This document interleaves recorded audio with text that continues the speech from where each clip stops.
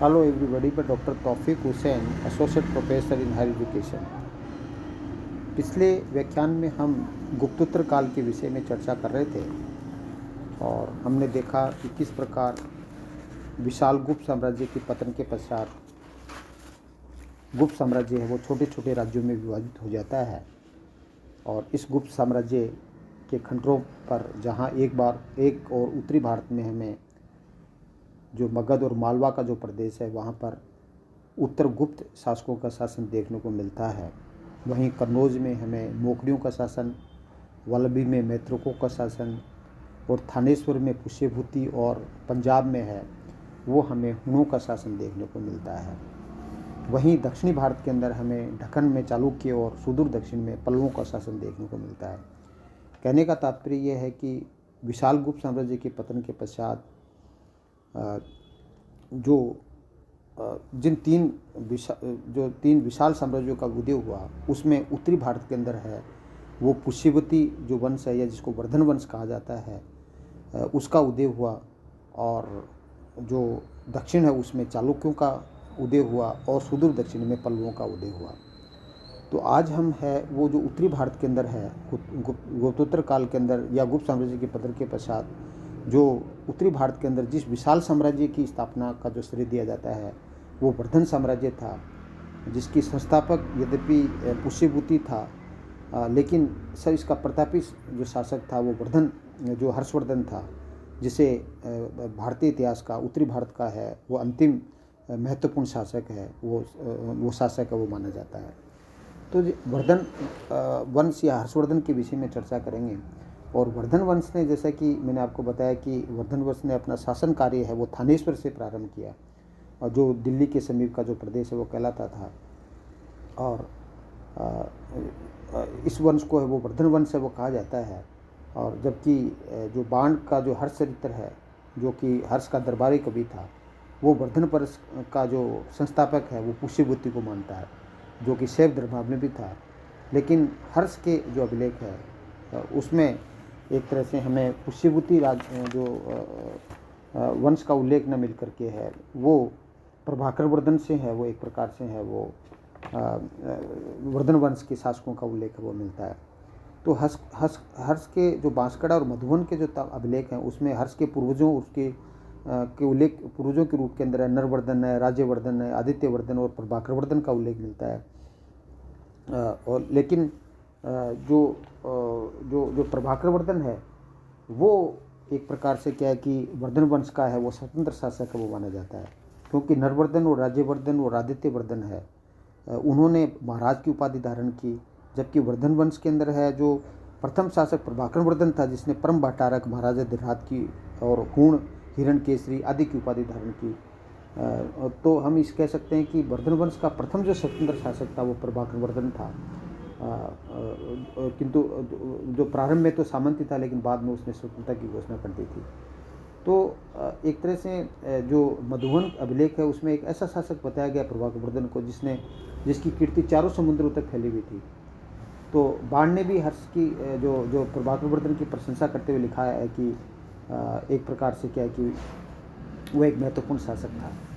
तो जो प्रभाकर वर्धन की मृत्यु के पश्चात है जो जब मृत्यु हुई तो उसका जो बड़ा पुत्र राज्यवर्धन है वो एक तरह से हुणों के साथ है वो एक प्रकार से जो व्यस्त था हुणों को पराजय करने में व्यस्त था। और जब प्रभाकर वर्धन की जो मृत्यु हो जाती है तो राज्यवर्धन है वो थानेश्वर लौट आता है और अपने पिता की मृत्यु के विषय में अत्यंत दुखी होता है और संन्यास ग्रहण करने का निश्चय करता है। लेकिन हर्ष ने उसे राज्य ग्रहण करने के लिए कहा और राज्यवर्धन ने इस संकल्प से हर्ष को बड़ा दुख हुआ और राज्यवर्धन ने कहा कि ऐसे आज्ञा देना ठीक वैसा ही है जैसा कि कोई श्रोत्रिय को सुरापान करने और सत भृत्य को स्वामी के द्रोह और सज्जन को अधम व्यवहार रखने के लिए कहा जाए। किंतु राज्यवर्धन अपने संकल्प से विचलित नहीं हुआ और एक तरह से जो ही एक तरह से प्रभाकर वर्धन की मृत्यु का समाचार मिला उसी दिन मालवा के जो राजा था ग्रहवर्मा, मालवा के जो राजा उसने जो ग्रहवर्मा है जो राजश्री का पति था उसकी हत्या कर दी और एक तरह से राजश्री को कन्नौज जो के कारागार में डाल दिया।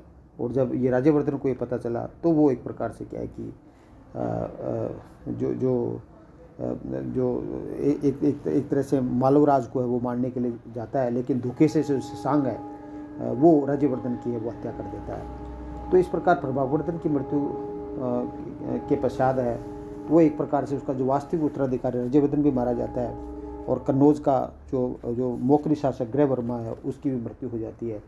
और ऐसी स्थिति के अंदर क्या है कि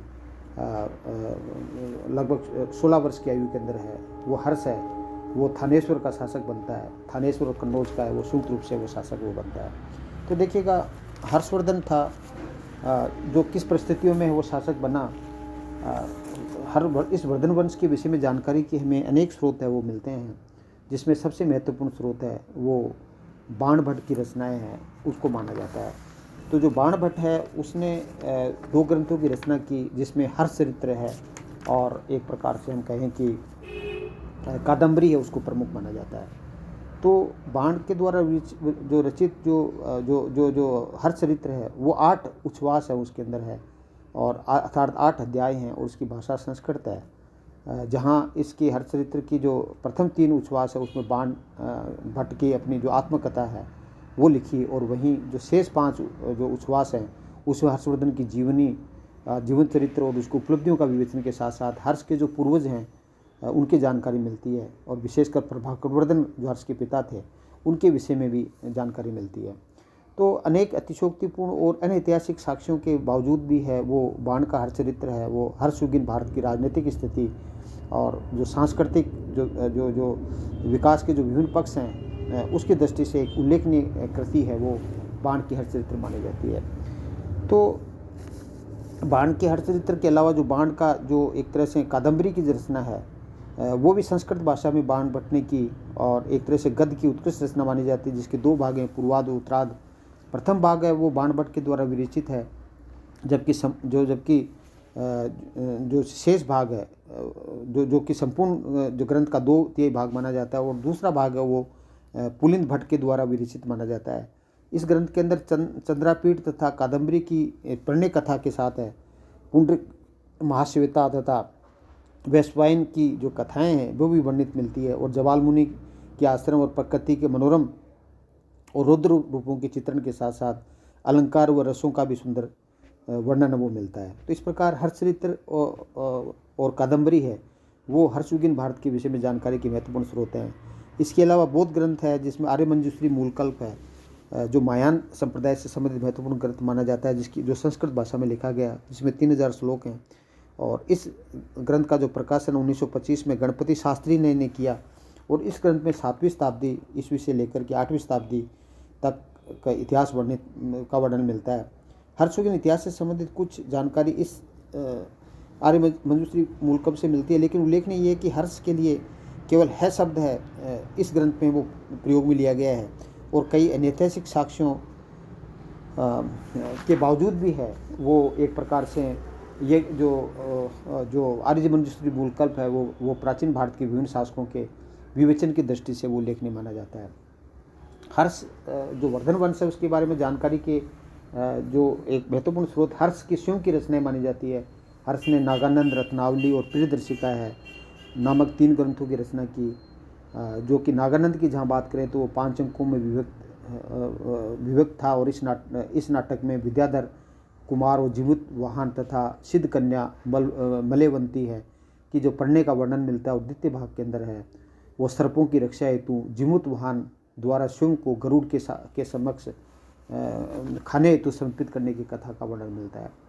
वहीं रत्नावली के है उसमें 4 अंकों में विभक्त है। इस नाटक के अंदर है वो शील देश की राजकुमारी रत्नावली तथा वत्स के शासक उदयन की जो लव स्टोरी है और अंत में उनके विवाह है उसका विवेचन मिलता है। जबकि प्रियदर्शिका जो 4 अंकों में विभक्त है, और इस नाटक के अंदर वत्सराज उदयन तथा महाराज जो द्रंदवर्मा की कन्या जो प्रियदर्शिका है कि प्रेम कथा का विवेचन इसमें मिलता है। तो इस प्रकार है जो हर्ष की जो रचनाएं हैं, जो नाटक है वो ऐतिहासिक घटनाक्रम के साथ साथ तत्कालीन राजनीतिक स्थिति का तो वर्णन नहीं मिलता है, लेकिन तत्कालीन सांस्कृतिक पक्षों का जो संकेत है वो इसमें मिलता है। इसके अलावा जो विदेशी यात्रियों की वर्णन की जहाँ तक बात करें उससे भी हर्ष के विषय में जानकारी मिलती है। जैसे हिमसांग का वर्णन है, हिमसांग है वो हर्ष के समय के अंदर है वो एक तरह से हिमसांग है वो आया था। और हिमसांग के विषय में यदि हम बात करें तो हिमसांग है जो चीनी यात्री था और बौद्ध ग्रंथ और एक तरह से हम कहें कि बौद्ध तीर्थस्थलों का अध्ययन करने के लिए वो हर्ष के शासनकाल में आया। हर्ष ने राजदूत के रूप में भी इसको चीन भेजा था, जिसने शिव की नामक ग्रंथ है उसकी रचना की थी। और जो हर्ष है जो एक तरह से हिमसांग है, उसने हर्ष की प्रशासनिक व्यवस्था का वर्णन किया कि उसको 2 बार है वो लूट लिया गया। तो ऐसी स्थिति के अंदर ऐसा हर्ष की प्रशासन में लचीलापन है वो ज्ञात मिलता है। और एक तरह से हर्ष के शासनकाल की महत्वपूर्ण घटना है उसका विवेचन हमें हिमसांग के विवरण से मिलता है। इसके अलावा इत्सिंग के जो विवरण है और हर्ष का मित्र हिल्ली है, उसके विवरण से भी हर्ष के विषय में जानकारी वो मिलती है। तो विदेशी यात्री जो हिमसांग है उसके द्वारा लिखित जो शिवकी नामक ग्रंथ है उससे हर्ष के विषय में महत्वपूर्ण जानकारी मिलती है, या हर्ष साम्राज्य के विषय में महत्वपूर्ण जानकारी मिलती है। इसके अलावा जो अभिलेखिक साक्ष्यों की बात करें तो बांसखेड़ा और मधुवन, बांसखेड़ा और जो मधुवन है उसके जो ताम्रपत्र हैं उससे भी हर्ष के विषय में है वो महत्वपूर्ण जानकारी मिलती है। बांसखेड़ा और मधुवन का जो ताम्रपत्र है उससे हर्ष के विषय में हमें महत्वपूर्ण जानकारी मिलती है। जो बांसखेड़ा का जो एक तरह से हम बात करें कि जो ताम्रपत्र है वो एक प्रकार से बांसखेड़ा उत्तर प्रदेश के शाजापुर जिले में स्थित जो बांसखेड़ा नामक स्थान से ये ताम्रपत्र मिलता है, जिसमें हर्ष संवत की तिथि है वो 22 अर्थात 628 ईस्वी है वो अंकित मिलती है। और इस बांसखेड़ा के ताम्रपत्र से ज्ञात होता है कि हर्ष ने 76 है, भुक्ति है और अंगदिया और विषय के मरकट सागर ग्राम को है वो बालचंद्र तथा भट्ट स्वामी नाम के 2 जो भारद्वाज गोत्रीय ब्राह्मण उसको दान में दिया। और इस बांसखेड़ा अभिलेख से हर्ष के जो पूर्वजों के साथ साथ है राज्यवर्धन द्वारा है मालवराज देवगुप्त पर विजय तथा अंततः गौड़ शासक शशांक द्वारा उसकी हत्या का उल्लेख भी मिलता है। इसी प्रकार जो एक प्रकार से मधुबन का जो ताम्रपत्र है जो कि एक तरह से यूपी के आजमगढ़ जिले में मिलता है और इसमें हर संवत है वो 25 और 631 ईस्वी वो अंकित, इसमें तिथि अंकित मिलती है। इसमें हर्ष के द्वारा श्रावस्ती के सोमकुंडा ग्राम दान देने संबंधी जो साक्ष्य भी मिलते हैं। और इसके अलावा जो हम ये कहें कि एहोल जो प्रशस्ति है उससे भी हर्ष के विषय में जानकारी मिलती है। एहोल प्रशस्ति आप जानते हैं कि रवि कर्ती के द्वारा रचित एक प्रशस्ति है जिसमें चालुक्य शासक पुलकेशिन द्वितीय की उपलब्धियों का वर्णन तो मिलता ही है। इसके साथ साथ इस प्रशस्ति में पुलकेशिन द्वितीय द्वारा हर्षवर्धन के साथ युद्ध और हर्ष की जो पराजय है उसके साक्ष्य भी मिलते हैं। इसके अलावा विभिन्न प्रकार की जो मोहरें हैं उसमें एक मोहर जो नालंदा से मिलती है जो मिट्टी से निर्मित है और दूसरी मोहर है वो सोनीपत से मिलती है जो कि ताम्र निर्मित है।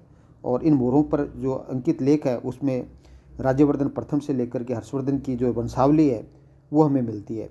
और सोनीपत मोहर के अंदर हर्ष का जो पूरा नाम है वो हर्षवर्धन है वो मिलता है। इसी तरह भिटोरा का जो मर्दभांड है जो उत्तर प्रदेश के फैजाबाद जिले के अंदर भटोरा नामक स्थान से एक विशाल मर्दभांड मिलता है। उसमें 280 मुद्राएं वो श्री शिलादित्य की और 9 मुद्राएं श्री प्रतापशील की है वो मिलती है। इसमें शिलादित्य का समीकरण हर्षवर्धन से तथा श्री प्रतापशील का समीकरण है वो प्रभाकरवर्धन से किया जाता है। तो फर्रुखाबाद से प्राप्त एक स्वर्ण मुद्रा पर परम भट्टारक महाराज अधिराज श्री हर्षदेव है अंकित मिलता है और उसके जो पृष्ठभाग है उसमें पार्वती और शिव का चित्रांकन में मिलता है। तो इस प्रकार हम कह सकते हैं कि जो हर्षवर्धन है या जो वर्धन साम्राज्य है उसके विषय में जानकारी के हमें अनेक स्रोत है वो मिलते हैं, जिसमें जो बाण का हर्ष चरित्र है और बाण जो कादम्बरी है उसमें उसके वो हर्ष के विषय में जानकारी के महत्वपूर्ण स्रोत है वो कह सकते हैं। इसके अलावा एक तरह से हर्ष चरित्र के अलावा जो हिमसांग की जो शियुकी है वो भी हर्ष के विषय में महत्वपूर्ण जानकारी है वो हमें देती है, जिसमें हर्ष जो हिमसांग ये कहता है कि वो किस प्रकार है वो 2 बार है वो लूट का शिकार हुआ। और जो हर्ष की शिव की रचना है प्रियदर्शी का नागेंद्र रत्नावली है उसमें हर्ष की जो जो जो जो जो घटनाओं के साथ साथ दानवीरता पर भी प्रकाश पड़ता है। और जो साहित्यिक साथ ही साथ जो पुरातात्विक साक्ष्य हैं जिसके अंदर जो मधुबन और बांसखेड़ा और सोनीपत का जो अभिलेख है उसमें भी हर्ष के समय की अनेक जानकारी मिलती है। और उसके अलावा जो सिक्के हैं उनसे हर्ष की जो तिथि है, राज्य विस्तार है, राज्यकाल की अवधि है और आर्थिक स्थिति की जानकारी मिलती है। तो इस प्रकार हर्षवर्धन जो वर्धन वंश है उसके विषय में जो जानकारी है उसके अनेक साक्ष्य है वो हमें मिलते हैं। तो हम कहें कि जो गुप्त साम्राज्य के पतन के पश्चात है जो 3 बड़े राज्यों का उदय हुआ, जिसमें एक बड़ा जो राज्य था जो कि वर्धन राज्य, जिसको पुष्यवती वंश कहा जाता है, जिसका जो सबसे प्रतापी शासक था, जिसको हम ये कहें कि हर्षवर्धन था। तो हर्षवर्धन है वो पुष्यवती वंश का, जो उत्तरी भारत का हम कहें कि उत्तरी भारत का एक अंतिम प्रतापी शासक था, जिसने एक तरह से कन्नौज को अपनी राजधानी बनाया। और इस वर्धन वंश के साथ ही जो पाटलिपुत्र का जो वैभव था वो समाप्त हो जाता है और पाटलिपुत्र के स्थान पर अब कन्नौज का एक महत्वपूर्ण स्थल के रूप के अंदर वो उसकी पहचान बनती है। तो पाटलिपुत्र का जो गौरव है वो समाप्त हो जाता है और उसके स्थान पर अब कन्नौज का और गौरव है वो एक तरह से है वो प्रारंभ होता है। तो हर्ष जब गुप्त वंश है जिसने बिहार और उत्तर प्रदेश को सत्ता का केंद्र बना करके उत्तर और पश्चिम भारत के अंदर है वो शासन स्थापित किया था, वो उसका जो राज्य है वो फिर एक तरह से क्या है कि छोटे छोटे राज्यों में बढ़ जाता है। और उसमें उस छोटे छोटे राज्यों के अंदर है जिन सामंतों ने अपनी स्वतंत्रता की घोषणा की, उसमें हरियाणा स्थित थानेश्वर का जो शासक महत्वपूर्ण था, जिसने धीरे धीरे अपनी प्रभुत्ता अन्य सभी सामंतों पर कायम कर ली। और वह शासक हर्षवर्धन था, जिसने 606 से 647 तक शासन किया। और जो हर्षवर्धन था उसके विषय में जैसे मैंने आपको बताया कि इसकी जो प्रारंभिक इतिहास है उसके विषय में जो बाण का हर्षचरित्र है उससे हमें जानकारी मिलती है। और हिंसांग के विवरण से भी हमें हर्ष के विषय में जानकारी मिलती है। हर्ष यद्यपि उसने बौद्ध धर्म के प्रभाव में आकर के उसने बौद्ध धर्म ग्रहण कर लिया था, और लेकिन उसने एक प्रशासनिक व्यवस्था है वो स्थापित की। लेकिन हर्ष के विषय में जो हिंसांग के विवरण से हमें जानकारी मिलती है कि हर्ष का साम्राज्य में विधि व्यवस्था अच्छी नहीं थी, और क्योंकि एक तरह से जो हिंसांग है उसको डाकुओं का शिकार होना पड़ा, और क्योंकि उसके शासनकाल के अंदर है वो से डकैती को राजद्रोह माना जाता था और डकैती करने वालों का जो दाएं हाथ काट लिया जाता था। लेकिन फिर भी क्या है, बौद्ध धर्म के प्रभाव के कारण से दंडता के अंदर है वो दंड की कठोरता में कमी आई और अपराधियों को जो आजीवन जो कारावास अवधि दिया जाने लगा। तो हर्ष का जो हिंसांग का जो विवरण है उससे पता चलता है कि हिंसांग किस प्रकार 629 ईस्वी में चीन से चला और किस प्रकार है वो 645 ईस्वी के अंदर चीन वापस लौट जाता है, और किस प्रकार वो नालंदा विश्वविद्यालय के अंदर है वो अध्ययन करता है और विभिन्न बौद्ध ग्रंथों का एक तरह से अध्ययन है वो करता है। और जैसे कि मैंने बताया कि जो हिंसांग के जो विवरण है उससे भी क्या है कि एक तरह से हर्ष के विषय में हमें महत्वपूर्ण जानकारी मिलती है।